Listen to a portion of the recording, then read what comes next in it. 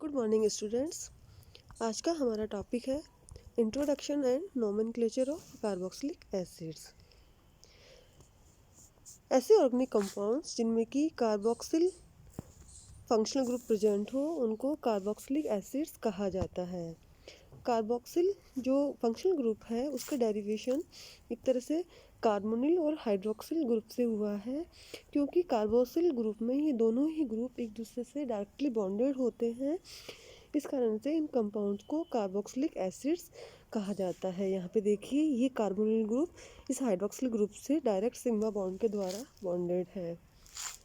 Carboxyl groups को आगे further classified किया गया है। यदि किसी कंपाउंड में केवल एक कार्बोक्सिल ग्रुप प्रेजेंट हो तो उसे मोनोकार्बोक्सिलिक एसिड कहा जाएगा। यदि दो कार्बोक्सिल ग्रुप प्रेजेंट हो तो डाई कार्बोक्सिलिक एसिड, और यदि तीन कार्बोक्सिल ग्रुप प्रेजेंट हो तो ट्राई कार्बोक्सिलिक एसिड। और यदि लॉन्ग चेन्स के इसके साथ में मोनोकार्बोक्सिलिक एसिड्स हो तो उनको हम फैटी एसिड्स कहेंगे। अब बात करते हैं इनके नोमेनक्लेचर की।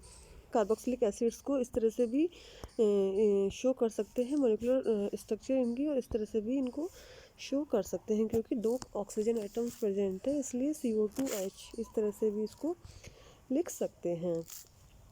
कार्बोक्सिलिक एसिड्स का जो मॉलिक्यूलर फॉर्मूला होता है वो होता है CnH2nO2n।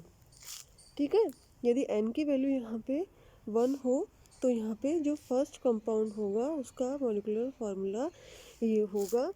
क्योंकि ये जो कंपाउंड है ये इसका हम कॉमन नेम या ट्राइबल नेम यहाँ पे देख रहे हैं, क्योंकि ये जो कंपाउंड है इसका जो फॉर्मेशन है इसको हम इनका नाम हम इनके सोर्स के अकॉर्डिंग देते हैं, क्योंकि इसका फॉर्मेशन फॉर्मिक एसिड से हुआ है जो कि लाल चींटी से हमें प्राप्त हुआ है। लाल चींटी को इंग्लिश में कहते हैं फॉर्मिका, तो इसी के नाम के आधार पर इसका नाम पड़ा फॉर्मिक एसिड। तो यहाँ पे सोर्स के अकॉर्डिंग ट्राइबल नेम में हम या कॉमन नेम में हम उसके सोर्स के अकॉर्डिंग उस एसिड के सोर्स के अकॉर्डिंग हम उनका नाम लिखते हैं। फर्स्ट कंपाउंड क्योंकि यहाँ पे लाल चींटी फॉर्मिका से इसका प्रोडक्शन हुआ है इसलिए इसको बोल रहे हैं फॉर्मिक एसिड। सेकंड कंपाउंड जिसमें कि N की वैल्यू यहाँ पे 2 है तो C2H4O4।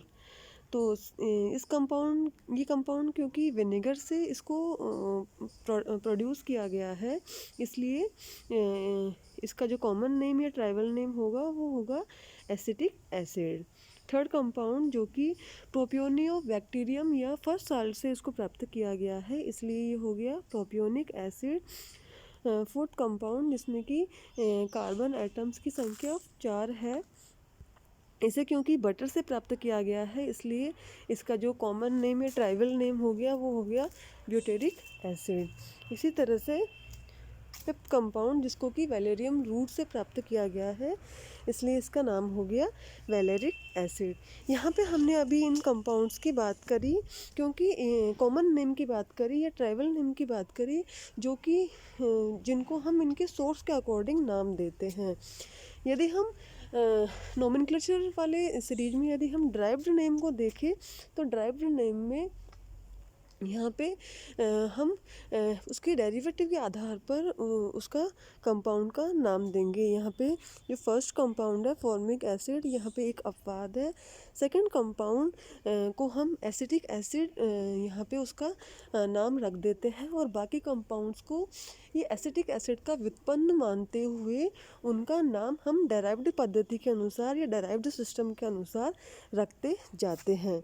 तो अगले कंपाउंड में क्योंकि यहाँ पे देखिए ये तो हो गया एसिटिक एसिड, और एसिटिक एसिड से क्योंकि मिथाइल ग्रुप जुड़ा हुआ है तो इसका डिराइव्ड सिस्टम के अकॉर्डिंग नाम हो गया methyl acetic acid.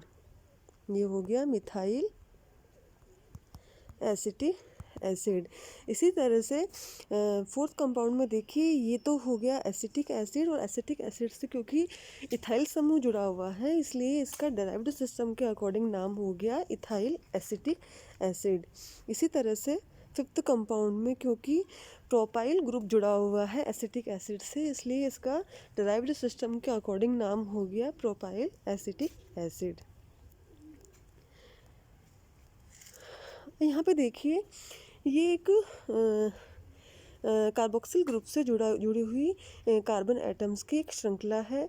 Carboxyl group से जुड़ा हुआ है जो फर्स्ट कार्बन एटम है उसको अल्फा के द्वारा रिप्रेजेंट किया गया है, उसके आगे वाला कार्बन बीटा के द्वारा, फिर गामा और फिर डेल। तो यहाँ पे कॉमन नेम्स में हम यहाँ पे इनकी पोजीशंस को शो करते हुए उसका नाम हम यहाँ पे लिखेंगे, क्योंकि यहाँ पे इस कंपाउंड में देखिए इस कार्बोक्सिल ग्रुप के अल्फ़ा पोजीशन पर, क्योंकि अल्फ़ा कार्बन पे क्योंकि ब्रोमो ग्रुप जुड़ा हुआ है तो इसका नाम हो जाएगा, और 4 कार्बन एटम्स की यहाँ पे ये चेन है तो ये हो जाएगा अल्फ़ा ब्रोमो वैलेरिक एसिड। इसी तरह से यहाँ पे देखिए अगला जो कंपाउंड है, अगले कंपाउंड में ये हो गया अल्फ़ा कार्बन एटम और ये हो गया बीटा कार्बन एटम, क्योंकि बीटा पोजीशन पर यहाँ पे मैथिल ग्रुप जुड़ा हुआ है इसलिए हो गया ये बीटा मैथिल ब्यूटेरिक एसिड। या क्योंकि यहाँ पे जो ये जो कार्बन एटम है ये इस तरह से आइसो पोजीशन में है तो ये हो गया आइसोवेलेरिक एसिड। इसी क्रम में आगे चलते स्पेशल नेम्स भी है। यदि कार्बोक्सिल ग्रुप एक रिंग से जुड़ा हुआ है, एरोमेटिक रिंग से, तो उस स्थिति में हम क्या करेंगे, लास्ट में जो इन है उसको ड्रॉप कर देंगे और उसकी जगह हम ओइक एसिड जो उसका आईपीएसी नाम है कार्बोक्सिल ग्रुप का वो वहाँ पे अटैच कर देंगे। तो यहाँ पे ये देखिए कार्बोक्सिलिक ग्रुप जुड़ा हुआ है एक एरोमेटिक रिंग से, तो बेंजीन रिंग से, तो ये हो गया बेंजीन का इन यहाँ पे ड्रॉप कर दिया और ये हो गया यहाँ पे बेंजोइक एसिड। इसी तरह से अगले कंपाउंड में टोल्यूइन से क्योंकि अल्फ़ा पोजीशन पे क्योंकि यहाँ पे कार्बोक्सिल ग्रुप जुड़ा हुआ है इसलिए हो गया अल्फ़ा टोल्यूइक एसिड। और इसी तरह से मेटा पोजीशन पे जुड़ा हुआ है क्योंकि यहाँ पे कार्बोक्सिल ग्रुप, तो ये हो गया मेटा टोल्यूइक एसिड। पैरा पोजीशन पे जब यहाँ पे कार्बोक्सिल ग्रुप जुड़ा हुआ है तो ये हो गया पैरा टोल्यूइक एसिड। अब हम आईपीएसी नोमेनक्लेचर की बात करते हैं कार्बोक्सिलिक ग्रुप्स की। तो यहाँ पे हम लॉन्गेस्ट पेरेंट चेन को सबसे पहले हम यहाँ पे देखेंगे और फिर देखते हैं कि जो कि सबसे कार्बोक्सिल ग्रुप को फिर देखते हैं। यहाँ पे हम इनका नोमेनक्लेचर करते समय जो एल्केन है, एल्केन के जो लास्ट अक्षर है ई उसको ड्रॉप कर देंगे और वहाँ पे कार्बोक्सिलिक ग्रुप का जो आईपीएसी नेम है सफिक्स है उसको हम ऐड कर देंगे। तो यहाँ पे ओइक एसिड को हम यहाँ पे उस एल्केन की सीरीज के साथ में ऐड कर देंगे, क्योंकि यहाँ पे देखिए फर्स्ट एग्जांपल में यहाँ पे देखिए क्योंकि एक ही कार्बन एटम है तो ये हो गया मीथेन, मीथेन का ई ड्रॉप कर दिया और ये हो गया मैथेनोइक एसिड। सेकंड एग्जांपल में देखिए क्योंकि 2 कार्बन एटम्स की यहाँ पे चेन है तो यहाँ पे इथेन हो गया, इथेन का ई ड्रॉप करके ओइक एसिड यहाँ सफिक्स के रूप में जोड़ दिया तो ये हो गया इथेनोइक एसिड। इसी तरह से अगले एग्जाम्पल में हम चलते हैं तो क्योंकि 3 कार्बन एटम्स की सीरीज है तो प्रोपेन से हो गया प्रोपियोनिक एसिड। इसी तरह से यहाँ पे एक और एग्जाम्पल है जिसमें कि सेकंड पोजीशन पे क्या है, मैथिल ग्रुप जुड़ा हुआ है। तो क्योंकि सेकंड पोजीशन पे मैथिल ग्रुप जुड़ा हुआ है इसलिए ये हो गया 2 मैथिल और 3 कार्बन एटम्स की सीरीज है तो ये हो गया 2 मैथिल प्रोपियोनिक एसिड। इसी तरह से अगले एग्जाम्पल में क्योंकि सेकंड पोजीशन पे ब्रोमो ग्रुप जुड़ा हुआ है तो 2 ब्रोमो और 4 कार्बन एटम्स की सीरीज है इसलिए हो गया 2 ब्रोमो ब्यूटेनोइक एसिड। इस तरह से आईपीओसी नोमेनक्लेचर के अकॉर्डिंग जो एल्केन की सीरीज है उसमें लास्ट अक्षर ई को हम ड्रॉप कर देते हैं और सफिक्स ओइक एसिड यहाँ पे ऐड करते हुए हम उसका नाम लिखते हैं। अब हम बात करते हैं डाइकार्बोक्सिलिक एसिड्स की, क्योंकि डाइकार्बोक्सिलिक एसिड्स में 2 कार्बोक्सिल ग्रुप जुड़े हुए होते हैं। तो यहाँ पे जो क्या बोलते हैं जो सफिक्स है वो हम एक एसिड यहाँ पे डाइक एसिड हम यहाँ पे लिखेंगे, लेकिन यहाँ पे कॉमन नेम हम देखते हैं। तो कॉमन नेम में यहाँ पे ये जो फर्स्ट कंपाउंड है ये हो गया ऑक्जेलिक एसिड, सेकंड कंपाउंड हो गया मेलेनोइक एसिड, थर्ड कंपाउंड हो गया succinic acid, fourth compound glutaric acid, और फिफ्थ कंपाउंड एडिपिक एसिड, और सिक्स्थ कंपाउंड हो गया यहाँ पे पिमेलिक एसिड। तो इस तरह से डाई कार्बोक्सिलिक एसिड्स में हम नाम देंगे। यहाँ पे देखिए बेंजीन रिंग से क्योंकि दो कार्बोक्सिलिक ग्रुप जुड़े हुए हैं तो कॉमन नेम यहाँ पे इसका हो गया थैलिक एसिड, और क्योंकि ये इसकी मेटा पोजीशन पर ये हो गया तो ये हो गया आइसोथैलिक एसिड, और ये हो गया टेरेथैलिक एसिड। इसी तरह से यदि कार्बोक्सिलिक ग्रुप दो कार्बोक्सिलिक ग्रुप जुड़े डाई कार्बोक्सिलिक एसिड्स हो और उनमें अनसैचुरेशन प्रेजेंट हो तो यहाँ पे उसका भी एक उदाहरण दिया गया है। ये मैलिक एसिड हो गया क्योंकि यहाँ पे दोनों ही कार्बोक्सिल ग्रुप जो है वो एक तरफ प्रेजेंट है और यहाँ पे दोनों ट्रांस पोजिशन में है, तो ये हो गया फ्यूमेरिक एसिड। अब हम बात करते हैं कार्बोक्सिलिक एसिड्स की साल्ट की। तो यहाँ पे कार्बोक्सिलिक एसिड की साल्ट्स का जब हम नोमेनक्लेचर करेंगे सबसे पहले हम कैटायन का नाम लिखेंगे, फिर उस एसिड का नाम लिखेंगे, और यहाँ पे जो इक एसिड है उसको हम ड्रॉप कर देंगे और वहाँ पे हम ATE8 का यहाँ पे प्रयोग करेंगे।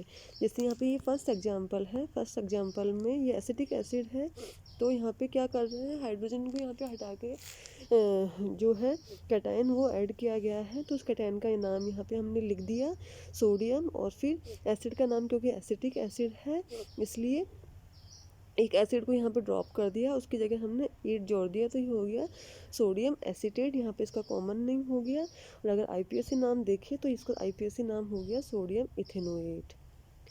इसी तरह से अगला एग्जाम्पल अमोनियम ब्यूटाइरेट का है जो इसका कॉमन नेम है, और अमोनियम ब्यूटेनोएट इसका IPSC नेम है। इसी तरह से अगला एग्जाम्पल में मैग्नीशियम प्रोपियोनेट इसका कॉमन नेम है और मैग्नीशियम प्रोपियोनेट इसका IPSC नेम हो गया। यदि कार्बोक्सिलिक ग्रुप से एक और हाइड्रोक्सिल ग्रुप जुड़ा हुआ है तो उन कंपाउंड्स को कार्बोनिक एसिड कहा जाता है। यदि उसमें केवल एक ही कैटायन प्रेजेंट हो तो वो सोडियम बाइकार्बोनेट या सोडियम हाइड्रोजन कार्बोनेट कहलाएगा, और यदि दो कैटायंस प्रेजेंट हो तो वो हो जाएगा दो सोडियम आयन्स प्रेजेंट हो तो हो जाएगा सोडियम कार्बोनेट। फिजिकल प्रॉपर्टीज़ देखें तो जो कार्बोक्सिलिक एसिड होते हैं वो पोलर होते हैं क्योंकि इसमें जो एटम्स प्रेजेंट होते हैं उनके इलेक्ट्रोनेगेटिविटी में डिफरेंस होता है, और साथ में इनमें हाइड्रोजन बॉन्ड भी पाया जाता है। इस कारण से इनके जो मेल्टिंग पॉइंट और बॉइलिंग पॉइंट होते हैं वो बहुत ही ज़्यादा होते हैं, और इस कारण से ये वाटर में आसानी से सॉल्युबल नहीं होते हैं, इनसॉल्युबल होते हैं। कुछ अपवाद भी हैं, जो 4 कार्बन एटम वाले या लेस कार्बन एटम वाले कार्बोक्सिलिक एसिड्स होते हैं वो वाटर में सॉल्युबल होते हैं क्योंकि इनमें हाइड्रोजन बॉन्ड पाया जाता है। एसिडिक होते हैं, लिटमस पेपर के ब्लू कलर को ये रेड में चेंज कर देते हैं। ये वाटर में तो इनसॉल्युबल होते हैं लेकिन 5% NaOH में ये सॉल्युबल होते हैं।